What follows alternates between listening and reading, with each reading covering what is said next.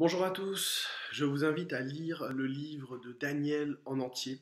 Il ne fait que 12 chapitres, cela reste relativement court et nous allons faire un léger survol aujourd'hui du livre de Daniel en lien avec notre thématique d'aujourd'hui qui s'intitule Adorer Dieu, honorer les autorités. Cela fait plus d'un an que nous sommes dans cette crise du coronavirus qui fut soudaine et que personne n'a vu venir. Et cette situation me fait penser un peu aux Juifs exilés à Babylone entre le 6e et le 5e siècle avant Jésus-Christ. Ce fut soudainement un changement de style de vie. Vous pourriez me dire, nous ne sommes pas des exilés réduits en esclavage, certes, mais nous sommes devenus exilés les uns des autres, exilés de nos vies d'église, de nos familles, de notre zone de confort qui a totalement disparu, notre sécurité professionnelle, émotionnelle, relationnelle, nos lois ne sont plus les mêmes, nos styles de vie ont changé sur un très court laps de temps. Le livre de Daniel raconte comment Daniel et ses amis ont vécu une pareille situation et quels ont été les principes qu'ils ont utilisés pour adorer Dieu et honorer les autorités. J'aimerais contextualiser un tout petit peu et très légèrement le livre de Daniel. Le récit se déroule juste après l'attaque lancée par Babylone sur Jérusalem. La ville et le temple furent pillés et les Israélites envoyés en exil avec parmi eux Daniel, Ananias, Michaël et Azarias. Les péchés chroniques des Judéens ne s'étaient jamais accompagnés d'une repentance nationale. C'est ainsi qu'après les mises en garde répétées des prophètes, l'Éternel finit par juger son peuple et utilisera Babylone pour le faire. Mais cela sera aussi un moyen pour Dieu de se révéler aux nations païennes qu'il est le véritable Dieu, le Seigneur des seigneurs et le Roi des rois. S'il y a bien une chose qui fait forte impression dans le livre de Daniel et la vie de Daniel, c'est bien la souveraineté de Dieu. Même Babylone, en réalité, était sous le contrôle de Dieu, qui agit dans l'histoire en contrôlant la destinée des peuples, et il les contrôle encore aujourd'hui. L'objectif du livre de Daniel était d'encourager les Juifs exilés en leur révélant le plan de Dieu pour eux, pendant et après la période de domination mondiale des païens.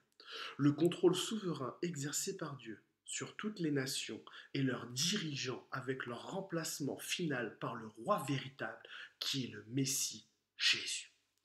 C'est le fond, c'est le contexte exact de ce que Dieu cherche à révéler à son peuple.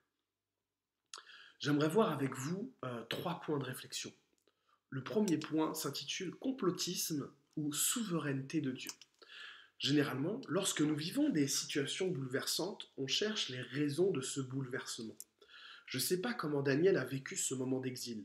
Le vivait-il comme un complot, comme une injustice, comme un abandon? Comme je vous le disais en introduction, ce livre me fait penser à notre situation. Comment nous vivons ces moments de crise?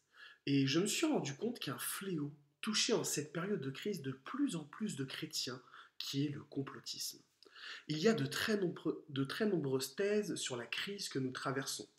Et, et certains voient ici un complot mondial pour assujettir la population mondiale en commençant par les restrictions de liberté, puis un vaccin, puis un pass sanitaire, puis une puce électronique, afin de contrôler toute la population mondiale et asservir et forcer toute la terre à adorer Satan.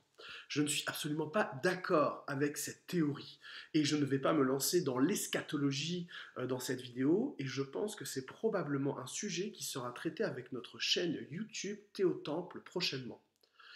Mais si vraiment il y a un complot, où est la souveraineté de Dieu? Et si vraiment il y a un complot, ça nous rapproche de Jésus? Ça nous amène à la repentance? Quel est l'impact sur nos vies spirituelles finalement? De perdre autant d'énergie à savoir ce que Satan fait, s'il y a un complot, pas complot, quel est l'impact dans notre vie spirituelle? Alors, vraiment, pour ne pas rentrer dans ce débat, je dirais simplement ceci.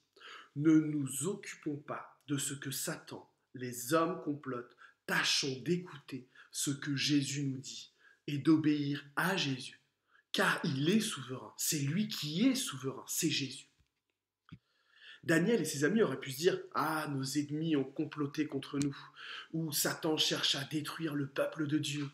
Mais dès le début de son livre, Daniel éclaircit ce point en disant « Le Seigneur livra entre ses mains Joachim, le roi de Juda, et une partie des ustensiles de la maison de Dieu. On peut le lire dans Daniel chapitre 1, verset 2.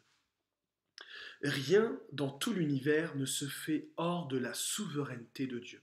Et même l'inaction de Dieu est en soi une action.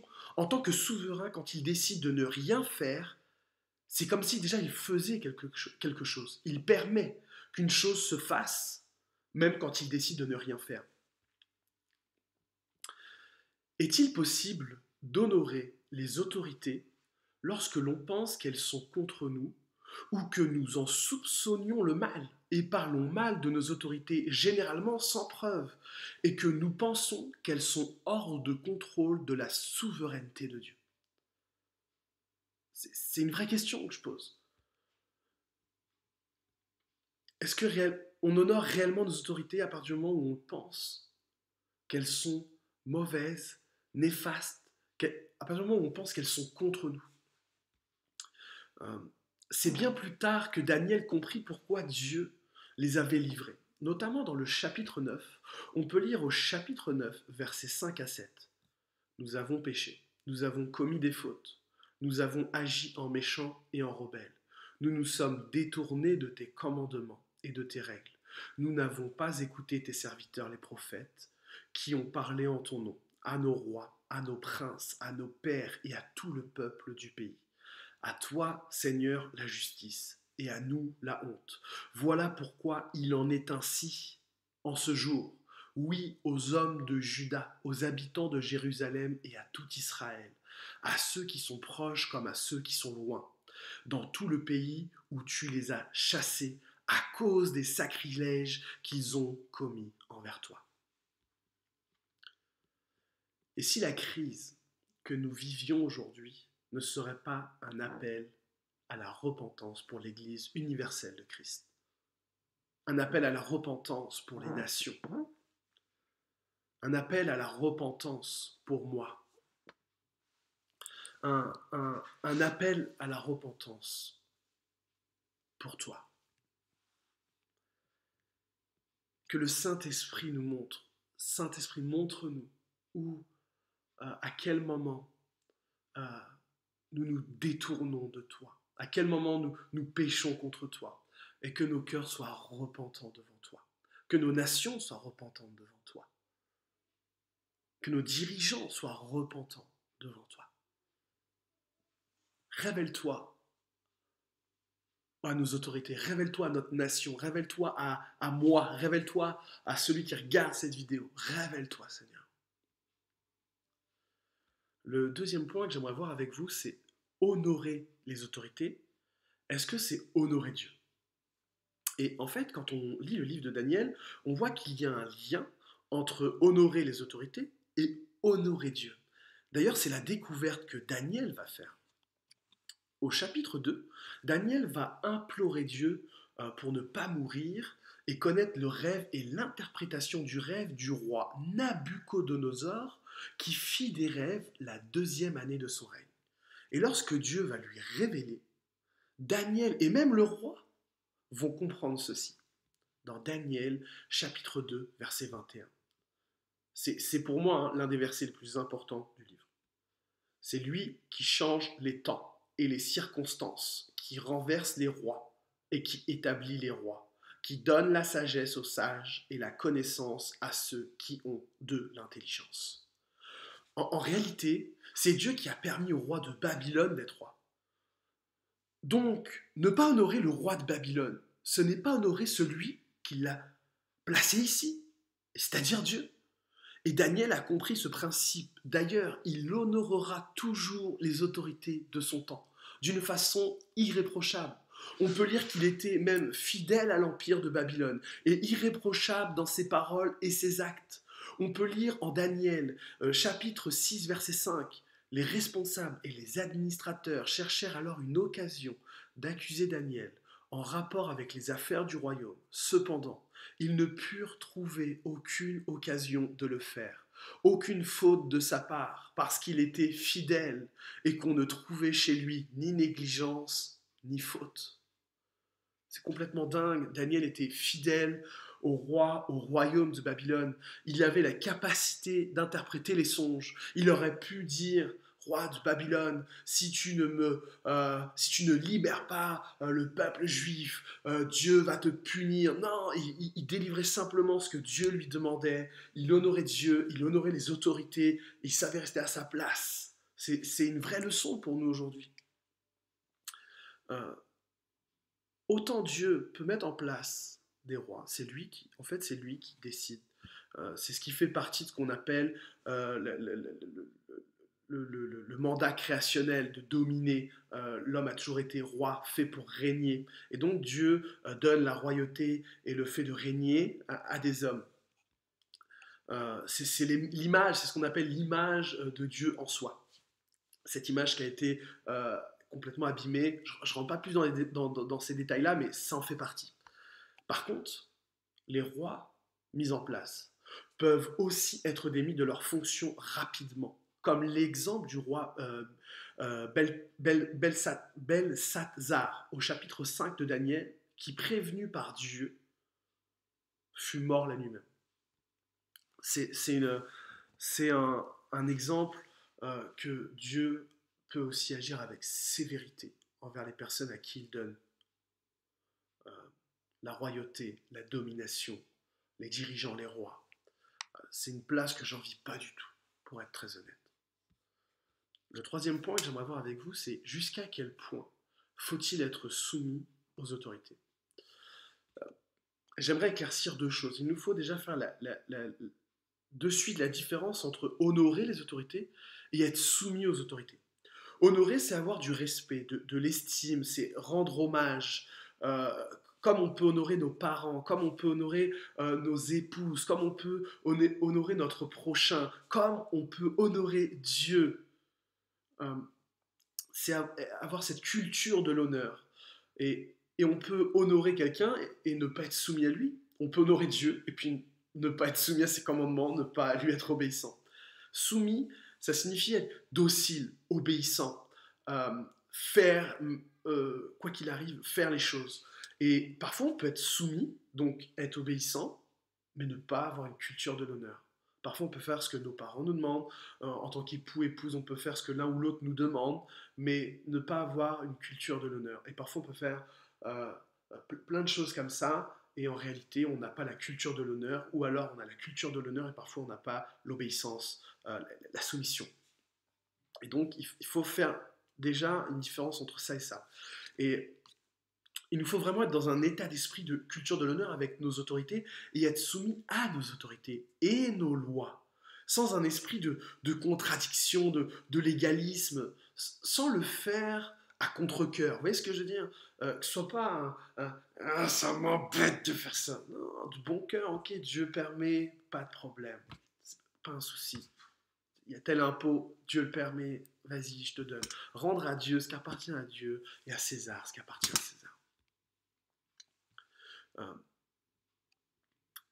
Mais il existe certaines situations où nous devrons continuer d'honorer nos autorités, mais ne plus s'y soumettre. À partir du moment où cela va contre ce que la Bible, ce que Dieu nous demande, nous enseigne. Daniel et ses amis ont dû faire face à cette situation plusieurs fois. Premièrement, ils ont refusé de se souiller avec de la nourriture qui ne répondait pas à la loi mosaïque. Alors qu'ils étaient déportés, ils auraient pu très bien en manger. Cela semblait bon à tout le monde, c'était des adolescents, ils faisaient partie des gens qu'on formait, qui allaient faire partie de la royauté de Babylone, donc ils auraient pu se laisser aller. Ils étaient radicaux, ils étaient attachés à Dieu. Et ils ont dit non, non, non, nous on va pas se souiller avec ça, on va même pas y toucher. Donc, on voit bien qu'on peut toujours honorer les autorités, honorer Dieu, honorer les autorités, mais ne plus se soumettre aux autorités, mais se soumettre uniquement à Dieu. Il y a d'autres cas où ils ont fait ça. Ils ont refusé, par exemple, d'adorer la statue que le roi avait construite et de l'adorer, d'adorer les dieux de Babylone. Ils ont refusé. Et d'ailleurs, ils ont même dit, peu importe que Dieu nous délivre ou pas, nous n'adorerons pas les dieux, nous n'adorerons pas ta statue, nous ne le ferons pas. nous ne le ferons pas. Et que Dieu nous délivre, oui ou non, ne changera rien. On peut voir aussi un troisième point où Daniel a toujours continué à prier son Dieu. Euh, il y avait un moment donné, notamment au chapitre 6, la volonté, c'est avec le roi Darius, la volonté de certains de piéger Daniel, et ils ont mis une loi interdisant de prier tout autre dieu si ce n'est le roi ou les dieux de Babylone. Et ils prirent, ils allaient voir le roi et ils lui dirent, Daniel, au chapitre 6, verset 14, Daniel, l'un de tes exilés de Juda, n'a tenu aucun compte de toi au roi, ni de l'interdiction que tu as signée. Et il fait sa prière 3 fois par jour. Donc on voit bien que Daniel a toujours honoré les autorités, mais il a toujours soumis, il s'est d'abord toujours soumis à Dieu plutôt qu'aux hommes. Et je pense que c'est sage et on peut le faire. Et peu importe les lois, peu importe ce qui va venir, on honorera nos autorités, on se soumettra à nos autorités, à nos lois. Mais à partir du moment où ces lois-là viendront en contradiction avec ce que la Bible, ce que Dieu, ce que notre Père nous demande, nous nous soumettrons à Dieu plutôt qu'aux hommes. Néanmoins, en cette crise, quel encouragement avoir avec ce livre? C'est que Dieu est souverain. Il n'y a rien qui se passe. C'est pas quelque chose. Jésus est pas en... Jésus, la crise, elle ne le touche pas du tout. Il est souverain, il sait absolument ce qui se passe. Il est le rocher, le fondement, il est le maître de l'univers. C'est bon de se rappeler que, en fait, cette crise-là, Dieu la contrôle. Peut-être même que Dieu la permet. Il n'y a rien sur lequel Dieu n'est pas souverain. Et ça, c'est une bonne chose de dire ça, parce que Dieu est bon. Dieu est grand. Dieu nous aime. Et Dieu a un plan pour nous. Et toute chose fera concourir le bien, l'accomplissement, le plan de Dieu pour nous, dans nos vies. Je vous remercie de m'avoir écouté. Soyez bénis. Au revoir.